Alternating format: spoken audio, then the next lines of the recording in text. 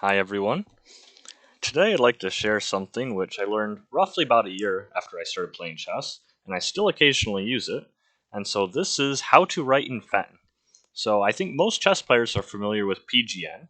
That's the notation that you use to write any kind of chess game. PGN stands for Portable Game Notation, and I think most everyone knows that because people play so many games, especially online, that PGN has become very well known even for beginning chess players because it's so useful. But one thing I see a lot less common is writing FEN. And so FEN, although it's less common, is extremely helpful. And like I said, I learned it just about a year after I started playing. And once I learned it, I was like, why haven't I seen this sooner? This is so helpful. And so it's kind of funny that it works out that way. But I'm glad that I learned it when I did. And here I am to hopefully share it with everyone else. So writing a chess game, you use PGN.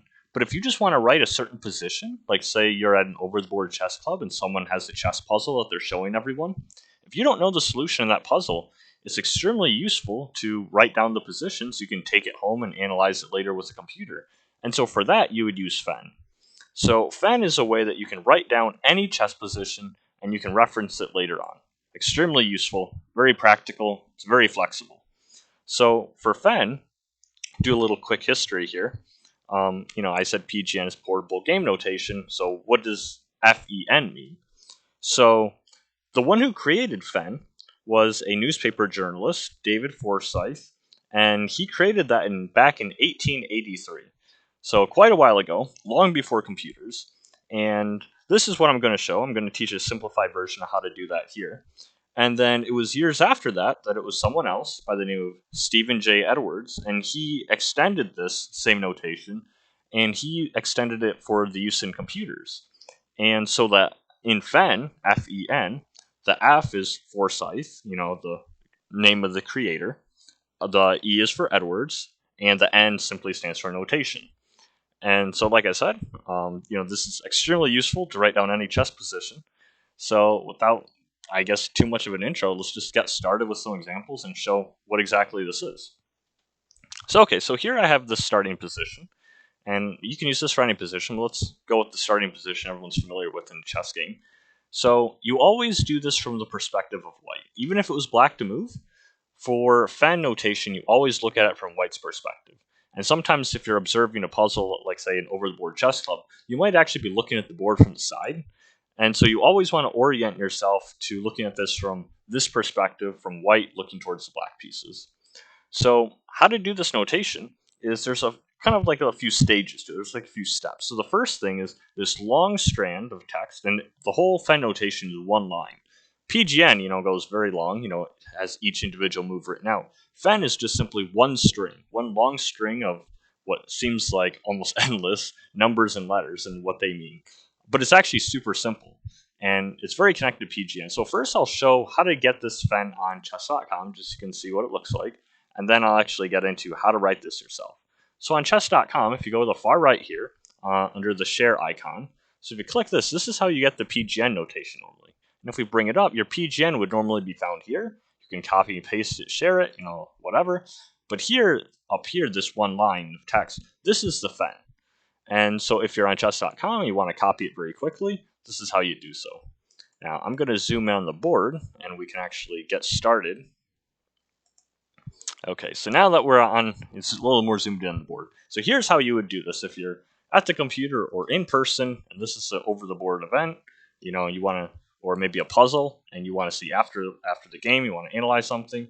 So here's what you would do. So again, white's perspective, you start with the top left, and you do it just like you were reading a book in English, where you go left to right, you keep going all the way down the chessboard. So how you do this is every type of chess piece is the same exact notation as PGN. So a rook would be R, a knight would be N, bishop would be B, queen is the Q, and king is the K. Now, for black pieces in FEN, all of those are lowercase, and for white, all of them are capitalized. That's how you can tell each faction apart. So what you literally do is you literally go, as I said, in the order of reading a book left to right. You start with the top left square, and you keep reading to the right, and you simply name off every single piece that's there or space that's there. So if there's a space, that's where the numbers apply, and it will show how many squares are in between. Like I said, it's a lot easier with an example. So let's just go with an example here. So you literally, there's a fen. It's one long strand of text, but it's broken up in kind of 8 parts, and each part is one rank. So first we'll do the 8th rank, then we'll put a slash, and then we'll do the 7th rank, we'll put a slash, and we'll do that doing all of the ranks, ending all the way down with the first rank. So to start here, we have a black rook, and so rook is R, and because it's a black rook and not a white rook, it's a lowercase r. If it was a white rook here on A8, this would be capital R. So here we have lowercase r.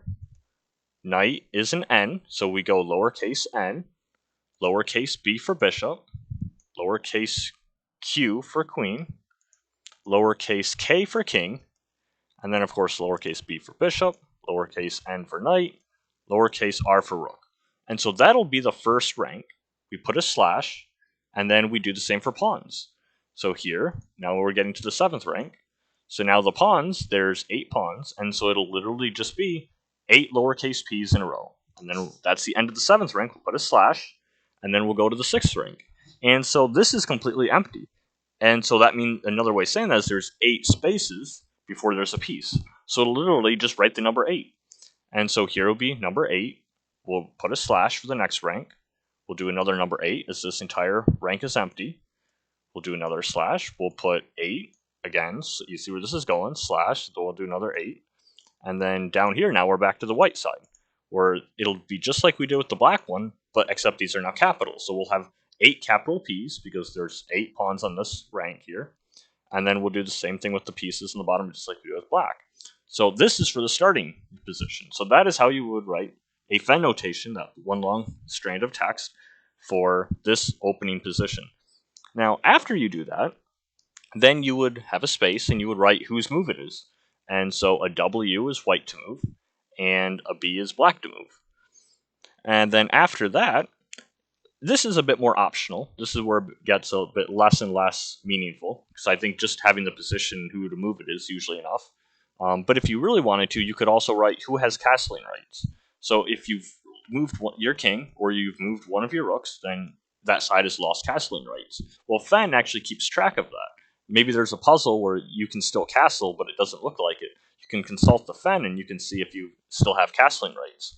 So how you do that is, after it's who to move, white or black, then you have another space in that text, and you have either capital letters for white's castling rights, and then the lowercase letters for black. So a capital K would mean that white has still castling rights to go kingside. They're still possible. They did not move this rook or this king. Now, if white can castle queenside, they would have a capital Q, meaning that they can still castle queenside. So let's say they moved this a rook and then moved it back to the original square. They've lost castling rights on the queen side. So there would be no capital Q afterwards. It would only be the capital C for black, or for white. And for black, it's the same thing, where it would be capital, well, it would be lowercase because it's the black side, where it would be lowercase k if they can castle king side, and it would be a Q if they could go queen side. Now, if neither side can castle, then you would just simply have a hyphen, which is kind of like a dash, except there's no spaces there. And so you would, whenever there's a blank space, you would just have a hyphen. And then the last 3 categories for Fen, I don't even include when I write it usually, but just so this video is complete, although we won't look into it, the next sections are noting if en passant, what the target square would be. And so if that's possible there, then the Fen notation always keeps track of that. Even if en passant isn't playable on the board, it'll keep track in the Fen spot. And then after that, they put the what's called half clock moves and then full clock moves. And half moves is just simply counting for the 50 move rule, where it'll keep counting all the way up, and then every time a pawn or a piece is captured, pawn moves or a piece is captured, then it just resets back down to 0. Because of course, if the game goes on to 50 moves, then it could be declared a draw at that point. And then the final spot in that one long text is the full clock move, which just shows how many moves the game has been going on. But like I said, those last 3 categories I don't even use really when I'm doing this. If I see like a chess puzzle someone's sharing at my local chess club, usually I'll just do the exact positions that I was saying, and then I'll just write down whose move it is. But this is a bit tough to sound without an example other than the starting position. So let's actually go to a normal looking position. So here's position, and this position is actually from a friend of mine who I played a game with back in 2018. And so here I just picked up the middle game looking position here. And so if we were to do the FEN notation, if we were to write this down, if we were in person at a tournament, after the game, of course, if we were analyzing, afterwards, or maybe this was a chess puzzle someone was showing us, then we would say, okay, so in this position it's white to move, but we have to write down what's on the board first. So even if it was black to move, we still have to look at it from the white's perspective. So okay, so we've done that. This is the white orientation here. H1 is a light square, so we know that this is correct. Bottom right. So okay, so in the very two squares here, these are both empty. So we would simply write the number 2. And then we would have a black rook, so lowercase r. And then there's 4 spaces here, so we would write the number 4. And then we would have a capital R, because this is a white rook. So for this first rank here, we would have the number 2, a lowercase r, the number 4, and a capital R. And if you notice, that's only 4 characters, which is, very short for writing down, this location of rooks. And so you can see how this notation is very helpful, because once you learn it, it's actually very small compared to actually writing down every single piece. And so if we check the chess.com here, you can do this for practice, we can see this is exactly what we said. It's a 2, R, 4, and capital R. And that's how we wrote that entire rank. And then the slash, and then we go to the next rank.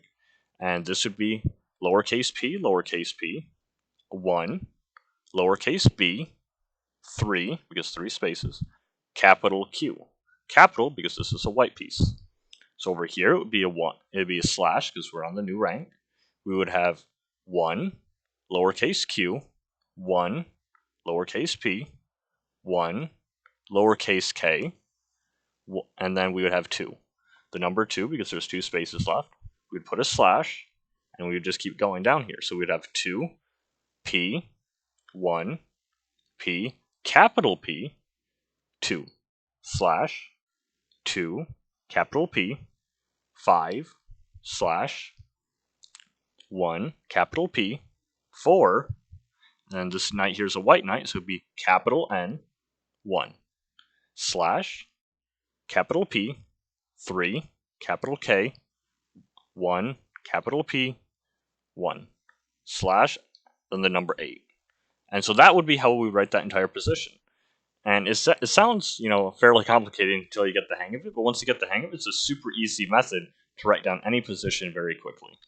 And so now that we've gotten down this, where all the pieces are located, if we were to complete writing that FEN, it's white to move, so I would just have a space, and I would just write a lowercase w. And that just means it's simply white to move. And if I really wanted, here, both sides have lost castling rights, as we can tell. And so I wouldn't even have to write anything there, so I would just have a hyphen, which simply means that both sides have lost their castling rights. But if it was, say, black, had lost their castling rights, but say white's king was on e1, let's say white had both rooks here, then it would be a capital K, capital Q, and then that would be it. And that would be what you would have after the whose move it is, because it would show the capital R showing white can castle either side. And because the absence of the lowercase ones, it would show that black has lost castling rights. So I hope this helped everyone. If you want, I'll include in the YouTube description, I'll include the actual game that this position came from. I actually made a chess.com thread out of it, if anyone's curious. I'll also have a link to the Wikipedia page for FEN notation if you ever need some kind of review on this. But it's a really quick method to write down any chess position, extremely helpful, and it's really helped me a lot. And for those who are very keen on looking at the position here, I picked this position towards the end of the game because I wanted a little bit of each piece on the board, and I also wanted to kind of make like a puzzle type thing out of it. This is actually a mate in 1 position here. If we were to play knight e4 checkmate, as was played in the game, that does end the game because this knight now would control these 2 king escape squares, and this pawn is defended by the queen. So I hope everyone found this very useful, and I hope that maybe the Fen notation will help everyone as much as it's helped me. And I'll see you in the next video.